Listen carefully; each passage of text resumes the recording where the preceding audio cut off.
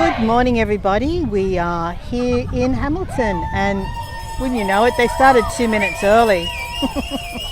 So I'm going to come back and introduce myself in a moment. We better catch up with the march.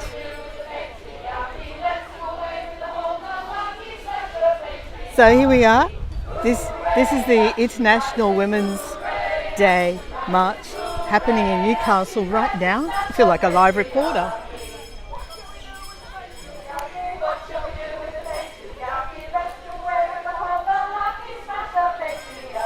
Let me know if you can hear me. Let me know if you can hear them. I can see that I've got, I think 6 people with me right now. But we're just going to walk along. Well, I'd like to get ahead of them if I can.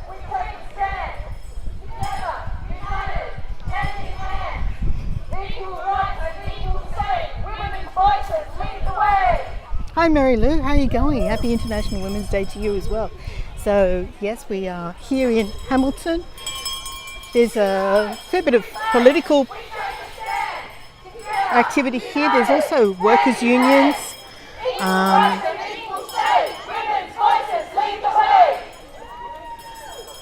Hi Elsie, hi Natasha. And yeah, I think that's everyone for the moment. Let's have a look at some of the signs that we've got going past. I think I'm walking in front of, walking in front of somebody.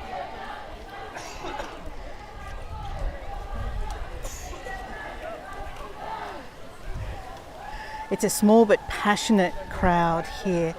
So here we go, look, here's some of the signs.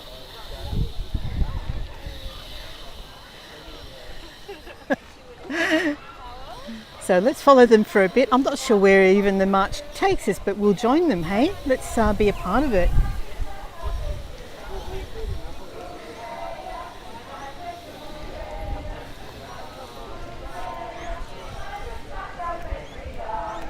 We've got the police making a path for us.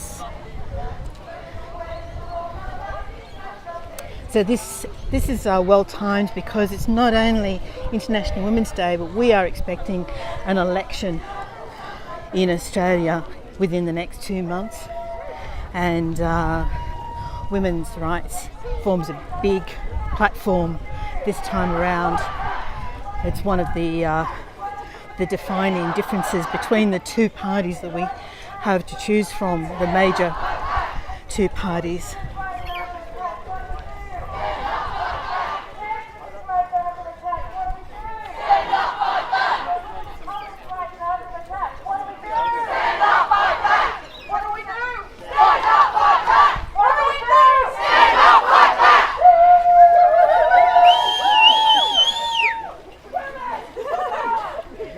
The energy is amazing.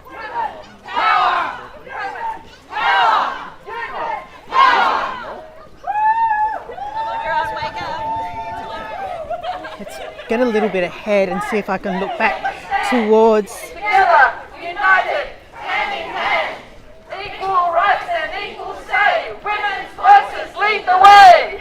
We rise, we fight, we take a stand. Together, united, hand in hand. Equal rights and equal say. Women's voices lead the way. I think she needs to go to the toilet.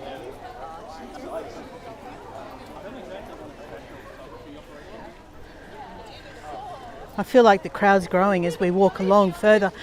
Natasha says, I sure hope the election goes well for women's rights. We are under attack around the world. So happy to be part of the march. I have tears. Thank you, Natasha.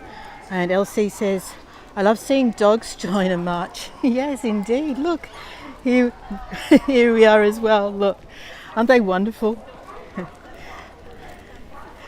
Let's see if we can get up towards the front again. I'm going to try. I wonder how long this route is. I have no idea. I'm just going to see if I can get in between these cars and then get up ahead, and we can look back. We have a beautiful day for it, which is fantastic. But I have a feeling that these amazing advocates for women would have been out here regardless of what the weather was like today.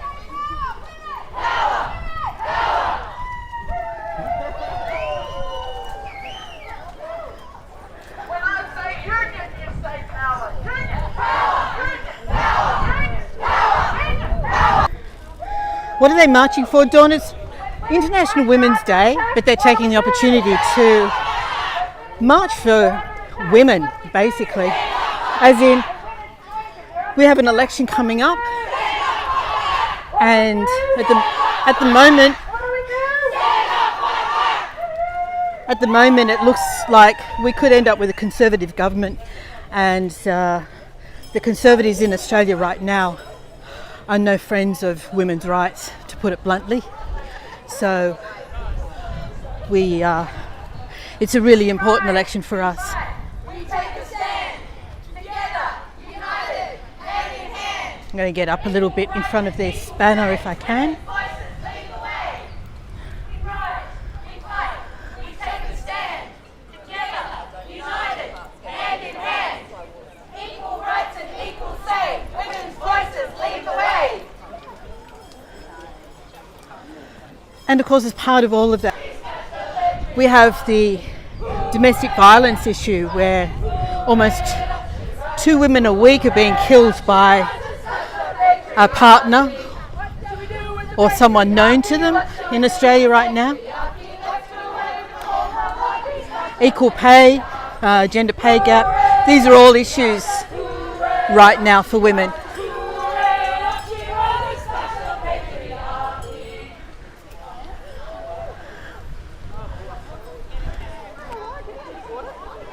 Just trying to get into a spot where I can read the comments, as the sun is making it a little bit tricky for me at the moment. So give me a second, I'm just going to see if I can. Natasha says Conservatives need to go the way of the dinosaurs. I totally agree.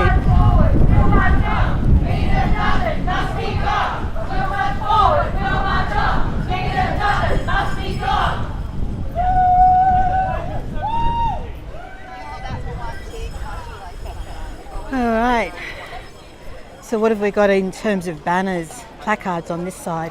Polite women don't make history. Don't risk Dutton, that's the Conservative opposition leader. A woman's place is in the revolution, says one sign. And then we have a group here called Mothers for Palestine, which is an aligned issue, I guess, in terms of a people that has suffered way more than they should have.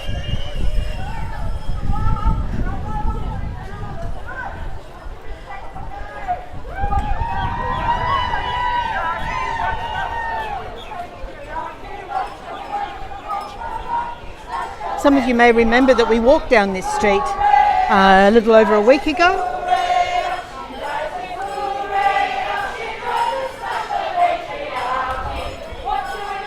So once again, I'm just going to try and get ahead of the main group.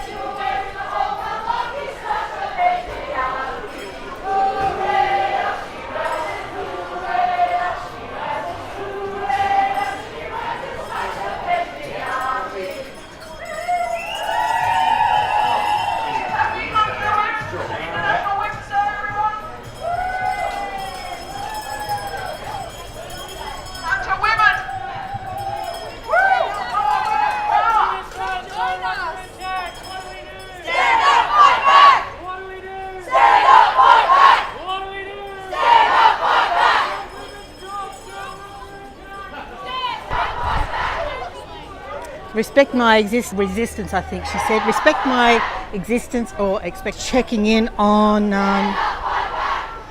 comments. Dawn says, I would have thought in this day and age, politicians could no longer be publicly belittling women. Oh, don't you imagine for a moment that that's the case, Dawn, particularly in Australia, where we've had Prime Ministers say things like, when the women of Australia are standing there doing the ironing, they're thinking about these issues. I mean, that's just one example of, you know, how how we are still considered, our gender roles, and we have a long way to go.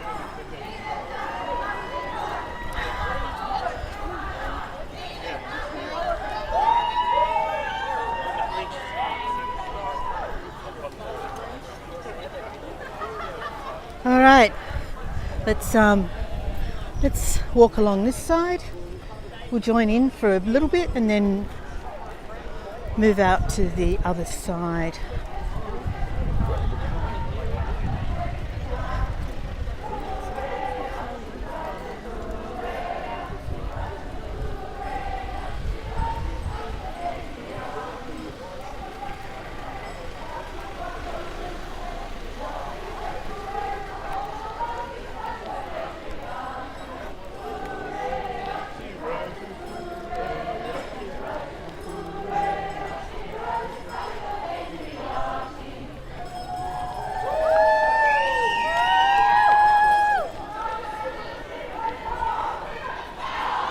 So just a little bit of history on International Women's Day.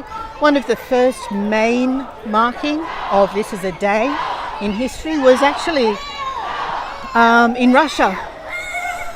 Began by under Lenin's regime. 50 years ago, the United Nations adopted it as an official day. So in 1975.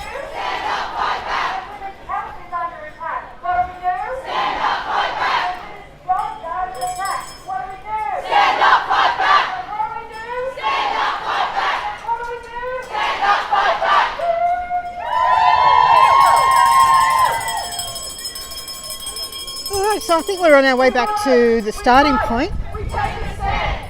And when we get back there, there's going to be some performances. Equal rights and equal say. Women's voices lead the way. Rise, we fight, we take a stand. I'll turn the camera around when we get back to the park and show you my wonderful t-shirt that I'm wearing today. Equal say. Women's voices lead the way.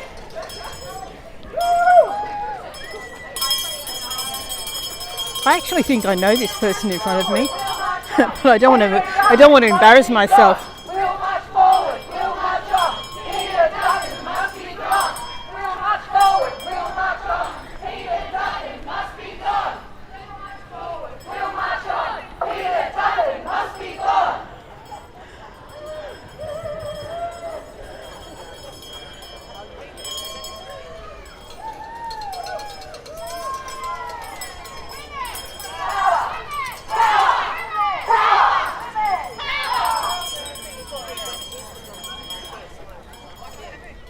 What shall we do with the patriarchy? What shall we do with the patriarchy? Let's do away with the whole malarkey. Smash the patriarchy. Hooray! Up she rises. Hooray! Up she rises. Hooray! Up she rises. Smash the patriarchy. What shall we do with the Whew, I tell you what, it's hot. I'm walking briskly to keep up with them and then change position in the march. I think I've doubled the distance that they're walking. Smash the patriarchy.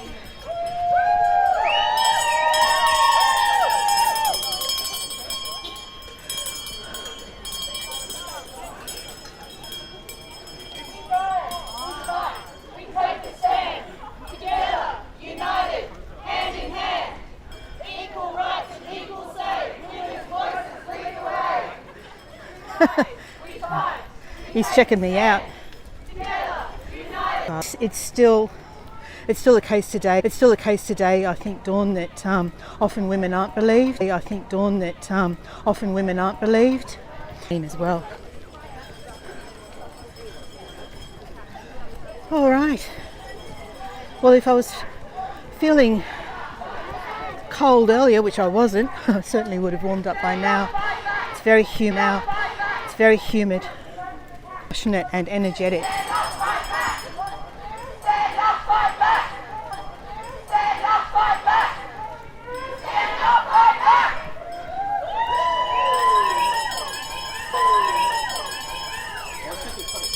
We rise! We fight! We fight! Annette? Yes. Lynn from the Blue Mountains. Friend of Trish. and Lawson Bowling Club and all of that. Yeah. How are How you? come you're here? We live in Newcastle now. Oh, right, yeah, 'cause we're going to move up. How are you? or Lake Macquarie, probably. Yeah, okay. Yeah. And I used to know, obviously, Jeff's through the politics, Oh, you know, yes, all the yeah, political yeah. groups, yeah. Are you a member of the Labor Party up here, or? I'm not a member of any party, Oh, okay. but I'm actively on Facebook pushing the in the last election. Oh, okay. Yeah. Yeah, for Sally. Right. Good job. Like to think that I helped get her over the line. Of course, yeah. think that I helped get her over the line. Of course, yeah. Every little bit counts. Absolutely. Catch you later. We'll march, Catch you later. we'll march forward, forward. We'll march on, Peter, we'll march on. Peter Dutton must be gone. We'll march forward. So it was the lady I thought it was. Come around and do what I should have done earlier, except that they all started straight away and I wasn't expecting it. So we're in this lovely park called Gregson Park. The clouds are looking a little bit brooding at the moment, so the weather could change at some point. And let me just catch up. Where are we?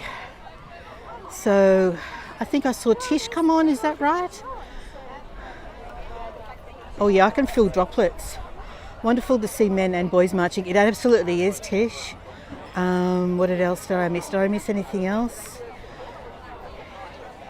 That's about everything. I think I've got everything. Happy International Women's Day to everyone who's joined. All right, so let's turn this around. And good day, everybody. G'day and welcome. Let me just show you this amazing T-shirt that I'm wearing. I know it's back to front, but it says "Fight like a girl." And these people on the T-shirt are all really, really important, strong women in our political and media landscape. So, for instance, the woman up there at the top left is Grace Tame. She won the Australian of the Year position a couple of years ago for her work advocating for survivors of child sexual abuse. She was a survivor herself as a student at a school who was groomed by her teacher. She also started a campaign in her state that was called Say Her Name. Basically, the law in Tasmania at the time meant that the victim was not allowed to be outed, basically. So she was not allowed to say that this is what happened to her in any way, shape or form, and she advocated for the law to actually change so that she could speak out and tell her story, which was quite an amazing achievement. So who else have we got up here? This is Brittany Higgins, who worked in Parliament House and claimed she was raped. Now I use the word claimed. It's 99% certain that this is actually what did happen to her, but she went through a horrific process of trying to tell her story. And Lisa Wilkinson, who is next to her, is the reporter who actually told her story. And over here we have Tanya Plibersek, who is a politician in the federal government.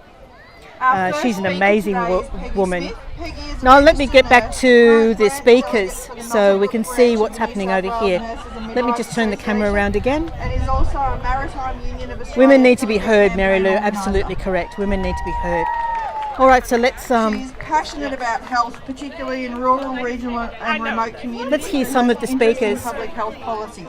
She is also, in her spare time, an active volunteer for native wildlife rescue and rehab and is a committed wildlife, climate and environmental warrior.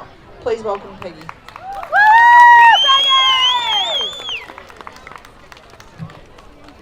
Hello, can you all hear me? How awesome was that? Today, as we gather to celebrate International Women's Day, I stand before you not just as a nurse, but as a proud representative of the countless women who work tirelessly in our healthcare system and beyond. This day serves as a powerful reminder of both the strides we've made and the challenges that still lie ahead, kind of like any attempt to find parking at a hospital. First, let us take a moment to acknowledge the incredible progress we have witnessed in recent years. Today, we celebrate the increase of women in fields that have long been dominated by men, from engineering to technology, from construction to leadership roles. It's inspiring to see women breaking barriers, challenging stereotypes, and proving that talent knows no gender. As a nurse, I've seen firsthand how women have transformed the landscape of healthcare, bringing compassion, dedication, and let's be honest, a much needed sense of humour to the profession. However, while we celebrate these achievements, we must also confront the realities that persist. The gender pay gap remains a pressing issue, not just within our profession, but across all sectors in New South Wales. It's important to highlight some concerning trends that affect women in the workforce. The public sector gender pay gap is increasing, rising from 4.5% in 2022 to 7.2% now. Shame. This is the highest it has been in over a decade. This alarming statistic means that female workers with a bachelor's degree earn approximately 30% less per hour than their counterparts in male-dominated professions. Shame. The disparity is particularly troubling given that the New South Wales Government is the largest single employer of women in the country. Despite this, they have refused to adequately address the wages of nurses and midwives, who play a crucial role in our communities and society as a whole. Shame. In healthcare, a field that is predominantly female, we find ourselves in a paradox. We are the backbone of the system, yet our contributions are often undervalued. Many of us work long hours, make personal sacrifices, and face emotional and physical challenges, all while earning less than our male peers in similar roles. Shame. As we reflect on these challenges, let us also remember our strength and resilience. We are a community of women who support one another, advocate for change, and uplift those around us. We are mothers, daughters, and leaders. We are forging paths for the next generation of women, showing them that they can pursue their dreams no matter how ambitious. Today is a call to action. We must continue to advocate for equal pay and equitable opportunities for women in all professions. We must push for policies that support not only fair wages, but also work-life balance, parental leave, and opportunities for professional development. Let's not forget to raise our voices, share our stories, and insist on the recognition we rightfully deserve. Let us also take this opportunity to mentor and encourage young women considering careers in male-dominated fields. Let's be their champions, helping them navigate the challenges and celebrating their success along the way. Let us celebrate all of our achievements, but let us also commit to the work that lies ahead. Together we can break barriers, shatter glass ceilings, and ensure that future generations of women in New South Wales and beyond will thrive in a world of equality and opportunity, ideally one where we can all find parking at the hospital. Thank you. That was really well said. I'm going to take a little wander around some of the stalls here. It's only a small event. Truer words never spoken. We'll come back to the speakers in a moment, but let's just have a look at some of the stalls that are here. Is Agni. Ananda So Agni we've is got a the very bright, Hunter Workers 10-year-old Union here. with Bengali heritage. Her name means fire of joy, which reflects perfectly her vibrant personality. Well, they're just hearing the and passion introduction. for I learning. think we'll listen to this one. Agni What do you has think? a deep love for the arts where she's able to creatively express herself, which is strongly supported by her parents. Agni is a keen student, always eager to explore new concepts and solve problems. Agni shines as a young leader, thinker, creator and performer. Today is her first time speaking publicly, so please be sure to give her a very warm, encouraging welcome.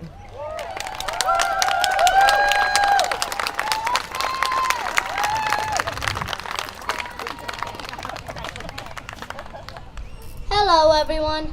Happy International Women's Day. Oh, gorgeous.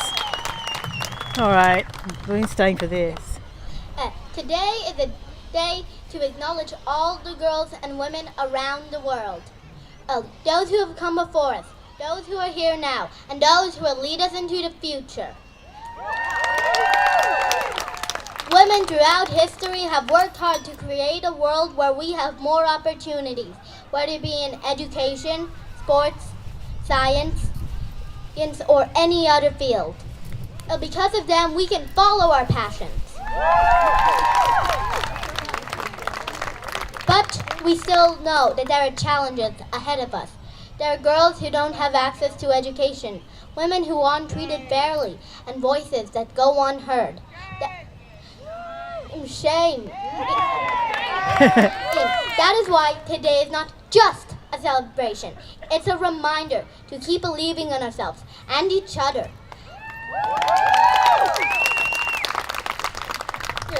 Now, let's make sure none of those sacrifices will be in vain. Let's promise She's to Nepali. always believe in ourselves and each other. Dawn. Her heritage is Nepalese. Hey, being a girl means being smart, strong, and kind. It means lifting others up, chasing our dreams, never letting anyone say we can't do something.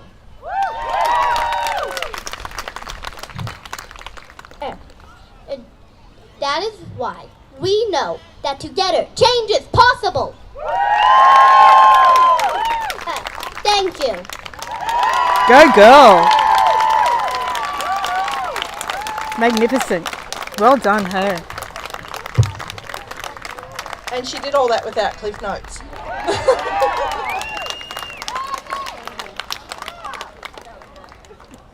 Absolutely, Mary Lou. Absolutely.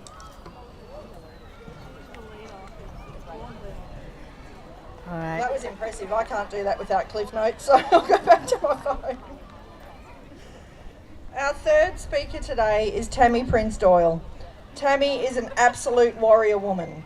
Tammy has lived experience with intergenerational care. She's the third generation in her family to grow up in care, turning to substance use to help her cope. Tammy found herself in a domestic violence relationship from the age of 18. She endured this for 18 years before finding the courage to leave.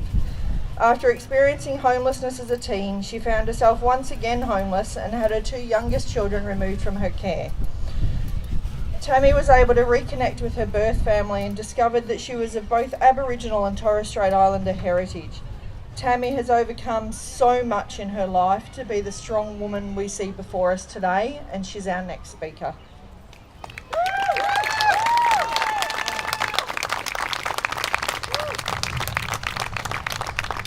Okay, we're sticking around for some of these talks. It's disrespectful, I think, not to listen.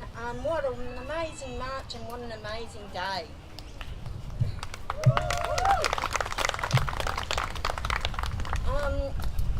To begin with, as you heard, I've suffered a lot of adversities through life.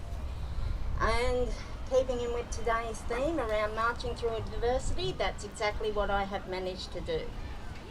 9 times out of 10 though, I have found when I had to march through some kind of adversity, whether it be addiction, domestic violence, losing my sight, I've always found someone there standing beside me who has led the path, to give me hope and shine a light that you can live no matter what life has thrown at you.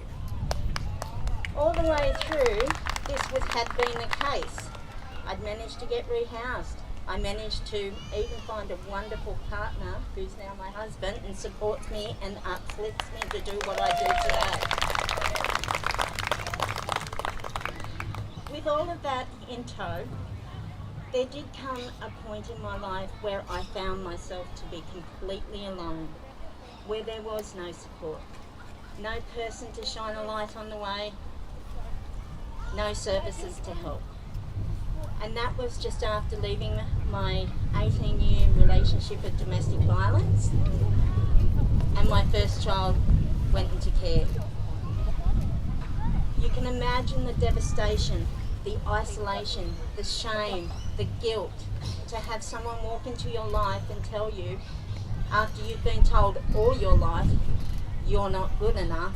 Again, I found myself that I was not good enough. They took my child to be parented by someone else, understandably in the situation I was in, but I didn't understand it then. In fact, I spent another 2 years going silently insane because I couldn't figure out why I wasn't given a chance to parent my child after leaving domestic violence. I went on to get married to a wonderful man and have a beautiful daughter, who sadly was also removed because I couldn't see what the problems were around my parenting. It wasn't until my husband's parents stepped up and took my daughter into their care that I was able to work on myself, to navigate a very complex and broken system that is designed to keep families apart. It was absolutely devastating. Although this time I wasn't alone. My husband stood beside me and we navigated this system together. When we got our final orders, they were devastating. All hope was removed.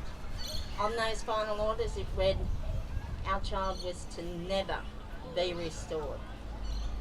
How devastating. And to sit in that alone with no services, no one around to help. And I knew there were other women, predominantly, but men too, who suffered child removal. I live in a postcode that had one of the highest child removal rates in Newcastle. And I was like thinking to myself, why is there no help? Why is there no support? It came to 2014. My husband and I had worked very hard through all of our adversities, got housing, with the support of our daughter's grandparents, his parents, we were able to have our beautiful child restored to us. I went on to study and went to TAFE, where in 2014 I found this wonderful group of practitioners, parents and carers who were coming together to go, how terribly broken is this system and how terribly poorly treated parents are. It's really hard to stand here and talk to you around myself personally, having a child removed. I'm quite sure some of you who don't understand the child protection system may think, oh my gosh, what on earth did she do to have her child removed? And that is the common bias, predominantly that Aboriginal, our First Nation people, and mostly women face alone. You know, there's a lot of circumstances that leads to child removal. What's not talked about is the women who have courageously fought through and gotten their children home, because so much guilt and shame enshrouds the fact that you first even had your child removed. So 2014, these wonderful women came together, and out of it came Family Inclusion Strategies in the Hunter, the first organisation of its kind to start supporting predominantly women, but yes, dads too, around how to navigate a complex system, how to work at being child focused and understanding your child's rights. A service that helps children have better relationships with their family whilst they're in care. That was just an amazing thing to be part of, and I was a co-founder of that. Fast forwarding to 2018, we finally, after a lot of work, ended up being able to support parents in the court systems.